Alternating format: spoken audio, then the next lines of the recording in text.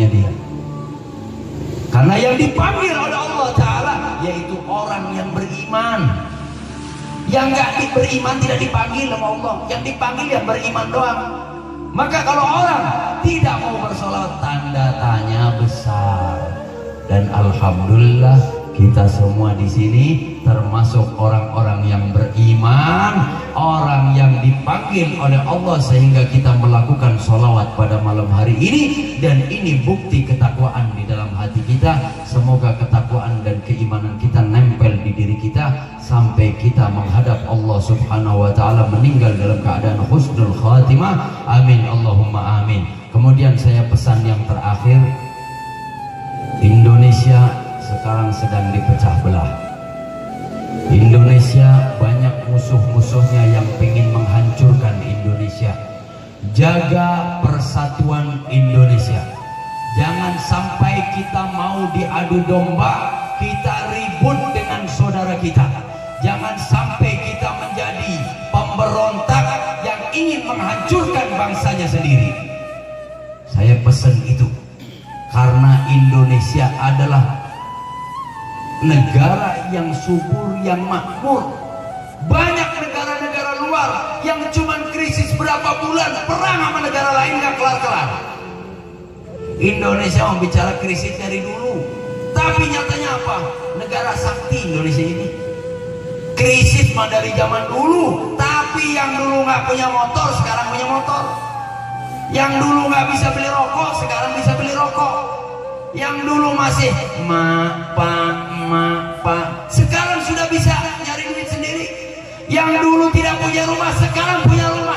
Sakti tidak, padahal katanya krisis. Dulu dibilang krisis, motor dealer sekarang makin laris. Sakti tidak Indonesia, tinggal kita mau bersyukur atau tidak. Luar biasa Indonesia, tapi karena kesaktian yang ada di Indonesia ini, banyak negara lain kepingin menghancurkan bangsa Indonesia. Sekarang buat pemuda, ibu-ibu, bapak-bapak, saya tanya, relakah Indonesia terpecah belah? Jawab yang tegas, relakah Indonesia terpecah belah? Tunjukkan kalau kita pecinta Indonesia. Kita sekarang seakan-akan ada dai datang ceramah cerita negara luar, kita terpengaruh. Kita di Indonesia, syukur kita kepada Allah Ta'ala. Lahir di Indonesia, bersyukur kepada Allah. Coba kalau kita lahir di Afghanistan, mau apa juga? Kita lahir di Suriah, kita di Indonesia sholat nyaman, sholat tentram, nggak ada yang ganggu sholat kita, asal mau aja. Coba kalau di Suriah, Allah, ada suara tembakan, ya apa rasanya kita? Kemudian di negara-negara lain, ya Allah, Indonesia nikmat, mau sholawatan mangga, mau tahlilan mangga, mau sholat berjamaah mangga. Dan ini kegiatan kayak begini nih, ngumpul begini pengajian pakai sound system gede-gedean, cuman Indonesia doang yang boleh. Dikira Saudi ada pengajian seperti ini, nggak ada, dilarang. Apalagi sampai tengah malam pakai sound suara keras begini, tidak ada, cuman Indonesia doang. Hebat tidak Indonesia? Makanya bangga kita jadi orang Indonesia. Jangan melempem kalau kita sebutkan Indonesia. Jangan kendor kalau kita gerakan supaya bersatu Indonesia. Jangan sampai musuh-musuh ini meracuni bangsa Indonesia. Dan ketahuilah, kita semua sedang semangat untuk belajar menuntut ilmu. Ketahuilah, jangan sampai kita salah ustadz, salah guru. Alhamdulillah ajengan Maulana masih berkenan untuk membimbing kita. Kita doakan panjang umur dan sehat selalu. Jangan sampai, ketahuilah, kita jangan gampang terpengaruh lihat casing. Kalau ada orang pakai jubah doang, pakai apa doang begitu, jangan langsung terpengaruh. Lihat apakah dia ulama beneran. Jangan hanya sekedar alimnya doang, karena alim itu belum tentu ulama. Kalau orang alim itu asal orang mau belajar, otaknya kuat, hafalannya kuat, dia bisa jadi orang alim, dia bisa jadi orang pinter. Tapi innama yakhshallah min ibadihi ulama adalah orang yang takut dengan Allah Subhanahu wa Ta'ala. Sekarang misalnya ini akur nih persahabatan, saudara sahabat udah kayak saudara, ada dai ceramah dong, wah ngomong luar biasa, habis itu jadi pada bermusuhan.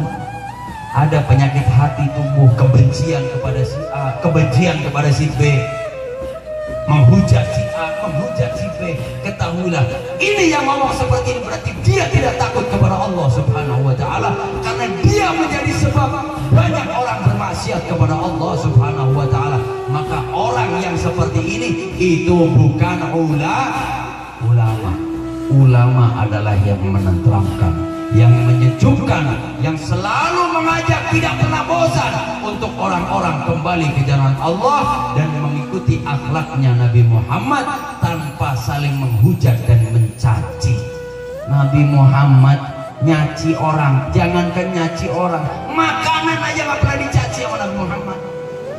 Loh kok sekarang ada orang ngomong pengikut Nabi Muhammad tapi nyaci orang hidupnya, akhlak siapa itu yang ditiru?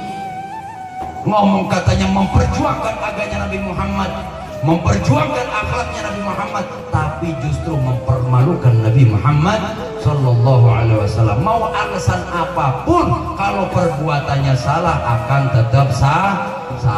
Saya gambarkan yang terakhir, orang mau sodakoh 1 juta, bagus tidak? Niat saya mau sodakoh 1 juta kepada fakir miskin, bagus tidak? Tapi caranya, saya datang kepada orang miskin, habis itu duitnya 1 juta saya tampolin ke muka orang miskin itu. Kira-kira jadi bagus apa jadi setan? Berarti niat yang baik harus dengan perbuatan yang baik. Tidak dibenarkan orang mau alasan saya niatnya baik, caranya salah, tetap salah. Ngomong memperjuangkan Islam tapi tidak dengan akhlaknya Nabi Muhammad, salah. Karena tetap kita harus menyampaikan sesuatu bil hikmati wal mau'izatil hasanah. Cara penyampaian yang baik, bukan saling menghujat. Ayo kita jaga bangsa kita, jaga agama kita, jaga akhlak kita, sehingga kita bertambah usia kita semakin dicintai oleh Allah Subhanahu wa Ta'ala. Amin, Allahumma amin. Kemudian